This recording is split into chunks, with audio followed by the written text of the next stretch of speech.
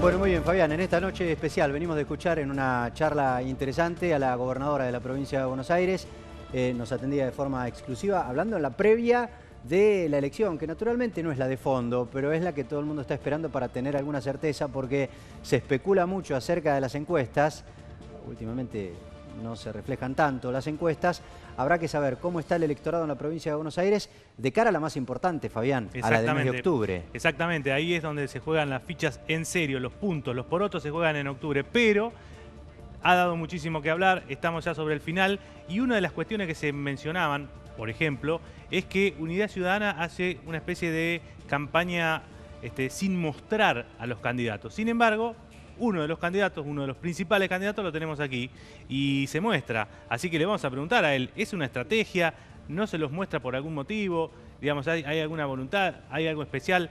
Jorge Tayana, candidato a senador en segundo término por la provincia de Buenos Aires. Muchísimas gracias por venir, muy buenas noches. Y bueno, la consulta está planteada, digamos.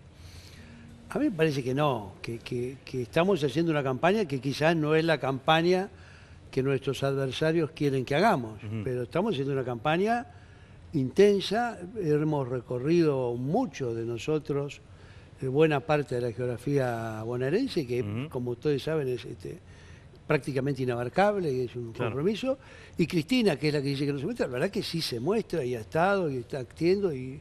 Tal vez la que no nos muestra son los medios, ¿no? Capaz que no están eso ahí. puede ser otra cosa. Ahora, si vamos a hablar de lo que nos muestran, ayer estuvo la gobernadora en Mar del Plata y no mostró al intendente, desapareció el intendente, hizo una... Así que creo que hay, en todo caso, personas que tienen más presencia en los medios. Ahora, Jorge, usted tiene un perfil diplomático, ha sido canciller, sí. De manera que nadie se asombra de los modales ni de las formas de Jorge Tayana, porque todo el mundo lo conoce.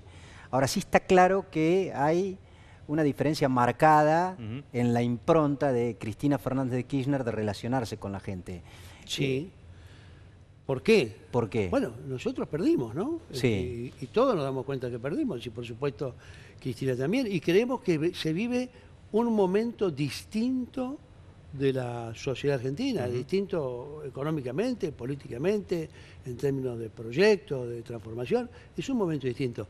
Y una de las cosas que se vio con más claridad es que nosotros, lo que hoy es el Frente Unidad Ciudadana, que somos parte de lo que formamos el Frente para la Victoria, que fue derrotado en el noviembre de 2015, pero también otros sectores que se incorporan o que estaban en otro lugar político o que no tienen participación política tradicional, pero lo que sí coincidimos todos nosotros en que la primera cuestión era escuchar, prestar atención a lo que dicen los distintos sectores.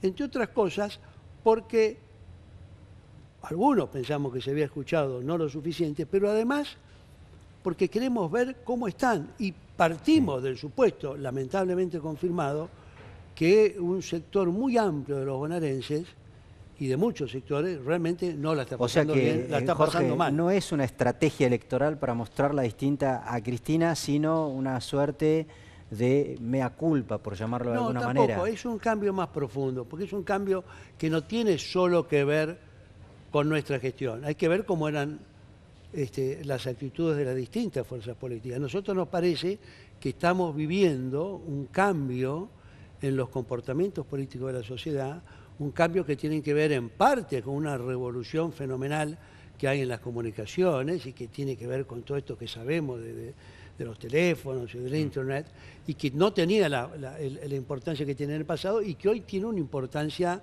muy grande. Cuando se dice que no se muestra Cristina, bueno, Cristina debe ser la candidata más activa en las redes sociales y la que más intercambios tiene. Casi todos nosotros tenemos una activa campaña en las redes. Así que en realidad lo que hay es una visión, yo diría más, si quiere ponerle moderna o adecuada a estos tiempos, acerca de cómo es la relación entre el ciudadano y el que aspira a representarlo políticamente. Y por eso el Frente de Unidad Ciudadana tiene la lista que tiene y tiene un conglomerado de mujeres y hombres distintos, tiene una representación igualitaria entre hombres y mujeres, cosa que no tienen los otros partidos, tiene una representación en los 10 primeros del 30% del sector sindical, cosa que no estaba presente en el pasado. Sí, y me parece que buscamos una comunicación mucho más horizontal con los ciudadanos y las ciudadanas. Creo que eso se ve. Eso es por eso es que no van a los medios tradicionales, digamos. Prefieren manejarse por las redes, digo, porque, qué sé yo, Daniel Scioli antes estaba en todos lados todo el tiempo y ahora, aparentemente, bueno, no sé, o se quedó sin amigos o realmente no quieren mostrarlo, como se dicen desde el otro lado. No, yo creo que no. Creo que hemos hecho una campaña mucho más basado en escuchar y en asistir a distintos lugares y visibilizar lo que muchas veces no se visibiliza. En vez de visibilizar exclusivamente al político, digamos, hemos buscado visibilizar los problemas y a muchas personas que tienen esos problemas. Pero además hemos estado presentes en varios medios. Yo por lo menos he estado presente. ¿Contra quiénes creen, Jorge, que compiten ustedes? Contra Bullrich, contra contra Bullrich, González, Ocaña, contra Macri o contra Vidal, que parece ser que es la que se muestra como un actor principal de la campaña del oficialismo. Bueno, nosotros estamos básicamente en oposición al gobierno nacional, a Macri. Ni Macri ni Vidal son candidatos, pero Vidal es la ejecutora de la política del gobierno nacional. Y la política del gobierno nacional creemos que es la que más daño está haciendo en la provincia de Buenos Aires. Si cierran empresas, es por la apertura económica, es por el tarifazo, es porque cae la demanda. Si se queda la gente sin puestos de trabajo, es porque la política económica no estimula la demanda interna. Si trabajadores son despedidos o pierden las horas extras o son suspendidos, es por lo mismo. Si en las poblaciones más humildes no hay la changa que permite completar algún pequeño ingreso, eso es porque hay una política del gobierno nacional que la gobernadora Vidal representa en la provincia y de hecho ejecuta, en donde no se tiene en consideración o en valor el mercado interno como el gran motor de la Argentina. Se cree en la inversión extranjera, que no llega, porque lo que llega es especulación, se cree en la apertura como el gran motor. No llega en realidad por la expectativa de triunfo que tienen ustedes. Pero esto es un cuento interminable. Primero no llegaba por la pesada herencia y ahora no llega porque quizá ganamos. Esto parece una broma. En realidad no llega porque la mitad del gabinete nacional tiene su dinero afuera. O sea, los primeros que no confían en la Argentina son los miembros del gabinete nacional. El señor Macri, el ministro, Duhovne, todos ellos tienen su plata afuera y no la traen y quieren que la traigan. Y la que traen, la traen en condiciones solo para la especulación con los LEVAC. Eso es un escándalo. Dayana, ¿usted qué cree que va a privilegiar el votante a la hora de ir a la urna? O más bien, ¿cómo interpreta usted esta idea de que por ahí la estrategia de Cambiemos o por ahí el discurso de Cambiemos va más allá, va más a lo conceptual y usted tal vez a la cuestión práctica y lo que le pasa día a día a la gente? Y cuando hablo de lo conceptual hablo del tema, digamos que es un cambio, hay una sensación de que se quiere otra cosa y por otro lado el famoso tema de la corrupción. Sí. ¿Cuánto cree usted que van a pesar estas dos cuestiones, lo práctico y lo que nos pasa todos los días contra lo conceptual de necesidad de cambio y de que se termine la corrupción? A ver, yo no creo que el gobierno nacional hable contra la corrupción. Habla contra las denuncias de corrupción del gobierno pasado. Las denuncias de corrupción y los hechos de corrupción notorios y flagrantes, como es el correo de Macri, Avianca de Macri, los Panama Papers, el dinero que recibe arriba que no se puede explicar, todos esos actos de corrupción, el gobierno no habla. O sea, no habla de la corrupción. Son conflictos de intereses. Por eso, tiene otro nombre. Se llaman conflictos de intereses y la señora Alonso dice que en general no tiene importancia. Entonces, utiliza las denuncias de corrupción, que deberá resolver la justicia, y yo creo que hay que tener tolerancia cero, pero reconozcamos que el tema del Club de la Obra Pública o la cuestión del Club de los Contratistas del Estado en Argentina tiene varias décadas de existir y tiene algunos miembros privilegiados, como es el Grupo Macri. Pero ahí no eso es un tema serio. Digamos, yo no creo, pero eso le estoy contestando a la parte específica de eso. Sí. Respecto de lo nuevo, creo que el gobierno tiene una buena campaña basada en eso, en decir estamos cambiando, el país va a mejorar, todavía no está, pero hay que esperar. Sí, pero Jorge, ¿ustedes no les pasa, digamos, al kirchnerismo que son muy suspicaces en esto de calificar como actos de corrupción todos estos hechos que usted mencionaba recién, pero les cuesta aceptar que efectivamente hay empresarios vinculados con la obra pública del gobierno anterior que están presos, o muchos funcionarios, incluso de primera línea, que están siendo procesados o investigados? No, a mí no me cuesta. Lo que digo es, tenemos en la Argentina, de hace muchos años, un problema con la concesión de obra pública, y eso es una cosa que no tiene transparencia. Tenemos un problema de corrupción estructural importante que no está solucionado. Y tenemos un poder judicial que parece espasmódico. De repente no ve nada y de repente ve todo y actúa de torcida. Bueno, las dos cosas necesitan una respuesta que tenga como objetivo la cero tolerancia a la corrupción, pero que tenga una separación entre lo que es cosas manifiestamente políticas o utilización política de denuncia y la investigación seria, fundada y basada en pruebas que debe llevar a las decisiones que tiene que tomar el Poder Judicial. Claro, lo que pasa es que, digamos, usted plantea ese diagnóstico y sí, casi todos coincidimos. Lo que pasa es que la diferencia que hay entre el gobierno que está ahora en gestión y el anterior es que ustedes tuvieron 12 años y, digamos, ni la estructural de la obra pública ni esta concepción del Poder Judicial se cambiaron y se modificaron. Dice, ¿qué puede esperar el votante de que vaya a cambiar eso que usted plantea como un diagnóstico? Debería haber un debate nacional profundo sobre eso, que no se da, no lo quiere dar el gobierno, por más que lo diga, y lo primero que se ha preocupado el gobierno es cerrar las denuncias contra ellos. O sea, me parece que ese debate no se puede dar, y mucho menos en un momento electoral, pero debiera ser un tema que los argentinos deberíamos encarar. Ese es uno de los temas. Otro tema también importante que tiene que ver con la transparencia es cuáles son los mecanismos de financiamiento de la actividad política. Y eso, si bien hay leyes, todos sabemos que eso no está.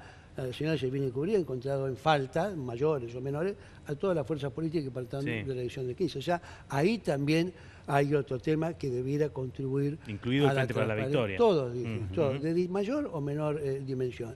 Pero es que hay un problema con cómo se financia la actividad política. Algunos países... Hay un debate hipócrita ahí, ¿no? ¿No hay un debate o se plantean cuestiones hipócritas? No, yo creo que se puede plantear con hipocresía, pero hay un debate serio. En muchos países han decidido que la actividad política solo la puede financiar el Estado y se toma en cuenta eso y se da grandes facilidades. Otros han hecho combinaciones, pero tienen mecanismos para ver si el aporte de sector privado, cómo se da, en qué marco, hay que evitar que sean formas de lobby o de comprar voluntades anticipadas. Pero, repito, el gobierno lo que quiere es plantear la idea de que está haciendo un cambio para mejor y que hay que esperar los resultados. Jorge, le quiero hacer un tema que tiene que ver con su condición de canciller durante el kirchnerismo, claramente, sobre todo porque es de público conocimiento la posición que ha adoptado el presidente Macri en relación al caso Venezuela. Y además porque dentro del discurso, por lo menos de campaña del oficialismo, se vuelve cada tanto en Cristina es Venezuela, vamos camino a Venezuela. Efectivamente, un triunfo de ustedes en la provincia de Buenos Aires abre las puertas a que la Argentina se transforme en Venezuela.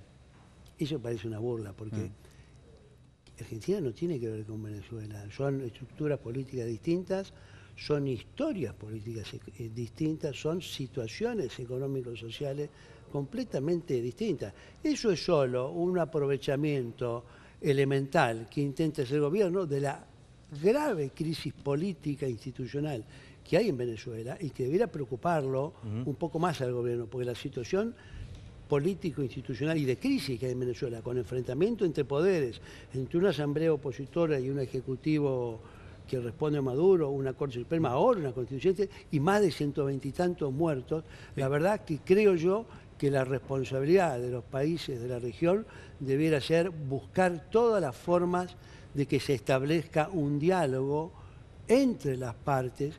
Ya se establecieron diálogos anteriores que fracasaron, fallaron. ¿Usted no plantea ningún cuestionamiento contra Maduro por toda su... No, sí, yo planteo mucho. La crisis institucional tiene responsables de todos lados.